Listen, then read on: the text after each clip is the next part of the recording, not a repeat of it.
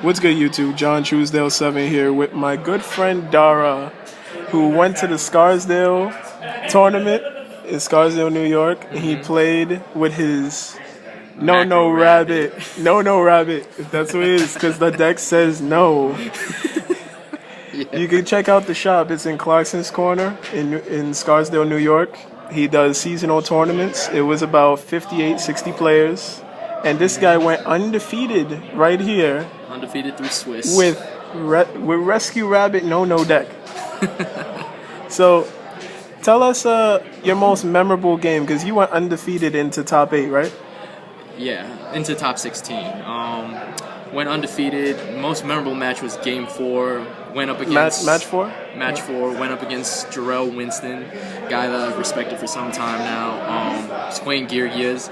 I kind of surprised him with the first turn mistake, which I think that's how he kind of got the idea of me playing it into his main deck. So he got me on game 1.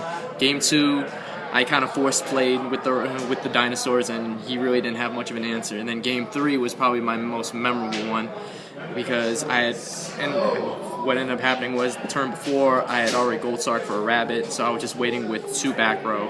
He had just set the Gear armor. I draw into a tour guide. I play the tour guide. He flips the Vanity's Emptiness to stop it. I flip 7 tools. He flipped the 7 tools. I flipped my second 7 tools and got the play in, and that's when he just conceded the match. Damn, that sounds like a lot of salt to go with that game right there, man. Well, I mean, I feel like in this format, this is the format of 7 tools. It's just too good of a card not to play into a main deck. So that's why I made 3 into it. So I went undefeated up until round 16, and I lost to a good friend, Nazar Sarhan. You know, things happen. I can't draw everything every time, but apparently that day I was just drawing rabbit and tour guide like there was no tomorrow. You did play Nazar earlier in the day, and you did beat him, right? Actually, I never played Nazar. You never played him? The top 16 was the only time I've ever played him. Oh, you that did? Tournament. And you went to game 3, right? No, it was just into game 2. He opened up with way too much back row, and I couldn't counter off with it. And I realized there was a mistake that I made where I could have just Excite on Night, but granted, I don't like ever playing Excite on Night, period. But it's still in the extra deck, as you're gonna see. I was there myself playing in the tournament. Of course, I wasn't doing as well as you did, but I just kept hearing screaming about rabbit. Everybody's on the monitor, watching you play, top decking tour guides and rabbits all day with the skillness, and just going undefeated every round and just until the top 16. But with Rescue Rabbit, a deck that has been dead for about 4 formats, and you only had 1 loss of the whole day, and that was in top 16. Yes. And you went undefeated the entire day playing Rescue Rabbit. You 2-0'd. You 2-0'd like a couple of players, and then you went to game 3 with a guy who went to Worlds, and you beat him while he's playing his tier 1 deck, which is Gear Gears, and you beat him with a deck I doubt that's even in the top 5 tier of Yu-Gi-Oh! You know what? Can we just get into this deck right now? I just need to see what the hell is in it. All right, sure. Ready? All right, man. All right. What's in the main deck? Superstar, my Rescue Rabbit. Hell yeah. And next would be 3 Tour Guide. Tour Guide of the Underworld. We got 3 of them bitches, yeah. For the fact that this was the main reason why I played the deck. For the fact they brought them back to 3, it gave me some ideas of how to work around the deck in terms of its limitations. Your 1 Knight Assailant, just because I needed that extra target for the Tour Guide. Plus, I like a Man-Eater bug in the deck every now and then. Then 3 Sabersauruses. All right. I'm sure everyone remembers them. Wait, why not 2? And Kabazools. Kabazulus? Why not 2 of each? The way how it was working around the deck, I was able to bring back a dinosaur and make them multiple times. It's never been a problem. And then here was something most people weren't expecting. Banisher of the Radiance. 3 Banisher of the Radiances. Yep, ulti. These were my lifesavers for a lot of the games, especially against Phil Pena. Oh, when he was playing that Mermail game, yeah. Yeah, the Mermail game. I saw that. He just got tight with that. I was sitting next to you actually when you did that. Like he saw the Banisher, he just scooped. He picked up his stuff and walked away. Like, damn. And what's this last 1 monster? Thunder King. All right. Thunder King just. That rounds it up for the monsters. How many monsters we have here? let's see, 1, 2, 3, 4, 5, 6, 7, 8, 9, 10, 11, 12, 13, 14, 15. 15 monsters. 15 monsters. All right. Now, Spells, right? spells, pretty simple. 3 MST, just because you hate back row. The Gold Sark, the most important card. And I'll tell you why. Granted that we had 3 tour guides.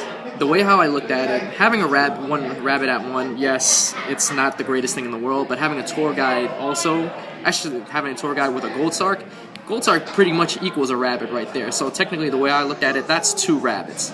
And if you go and check out any of my other matches I've had with this deck, I've always seemed to draw a tour guide with this, so it's always a good combination. And it always seems to come out to a first turn Logia. Your Book of Moon, good card.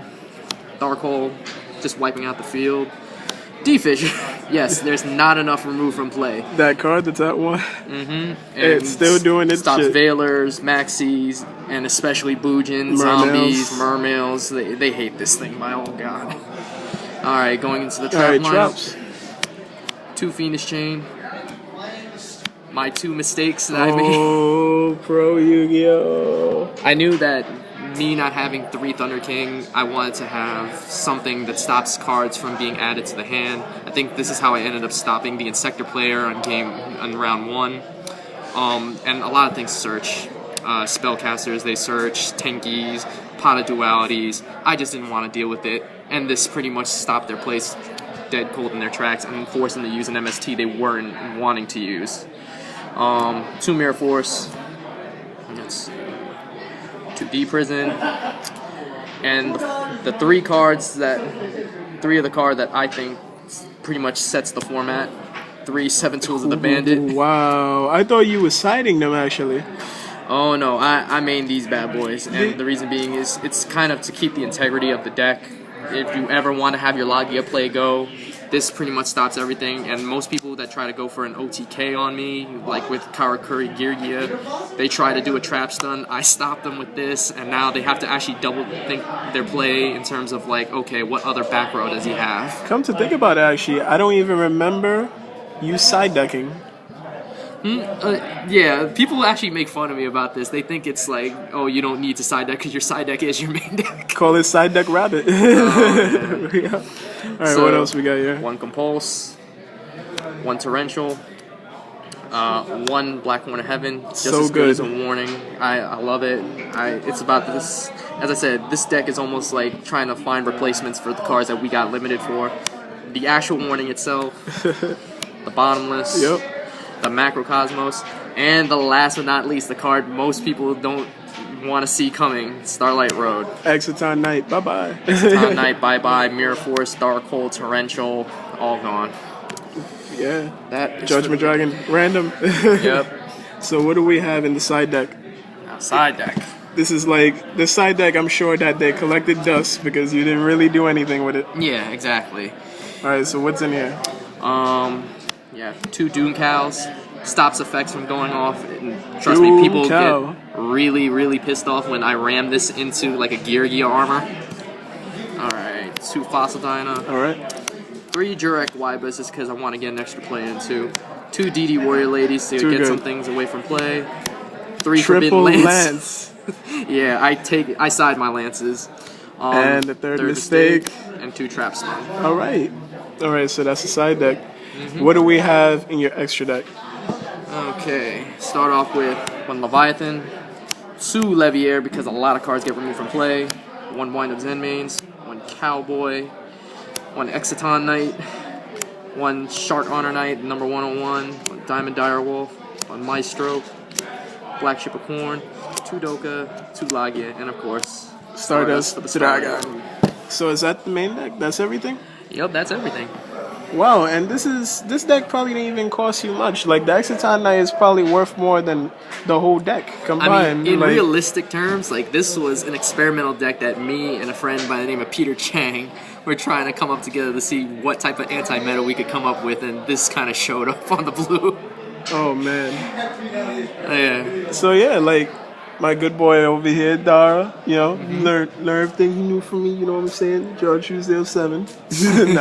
No, but I have to tip my hat to you. That was really impressive. You were undefeated the entire day leading up into top 16. That Thank you. I have to say that's some good shit. And would you be going to YCS Philly? It's a coin flip depending like how my work schedule is because I am a financial analyst, so Yeah. I have to decide whether or not I can actually make the time to make it over to Philly. That's another question. Well, hopefully, if the stars align, you know, you'll be going to Philly. If you top 32, you know, you signing my Rescue Rabbit, you know what I'm saying? Yeah, I got you. But other than that, do you have anything else on your mind, or? Yeah, in regards over to my round 4 opponent, Jarrell Winston, I've been hearing the last couple of weeks, for the last week, that he was actually looking for me to try to get his rematch. And I just wanted to let him know, you know, as respectful as I can, like, I'll be more than willing to take that challenge anytime. Preferably, I would like it to, let's say, next week on Friday on Valentine's Day if he wants to meet up at Toy Wiz, or we could do it on President's Day over at Clarkson's Corner. I'll be more than happy to give him the rematch, and we'll see from there. Whenever, whenever. Whenever. Oh, that sounds like a challenge to me. Well, I mean, technically, he's wanted the rematch, and for the fact he actually went out to look for me all the way in Jersey. He went all the way from Jersey, and where's he from? I believe he's from New York. And he went all the way to Jersey. And he went over to Comics and Toys over in River Edge to try to find me and to try to get the match, but you know, I didn't want to go through the snowstorm, so as I said, you know, any of those 2 days will be perfect. Otherwise, like, you know, you can try to hit me up on Facebook. We'll try to work out a match somewhere. All right, so that's all that's on your mind?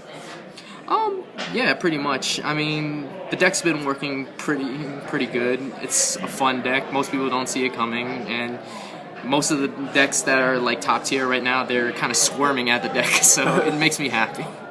All right, so it was good interviewing you, and hopefully we see more of you on camera. Yeah.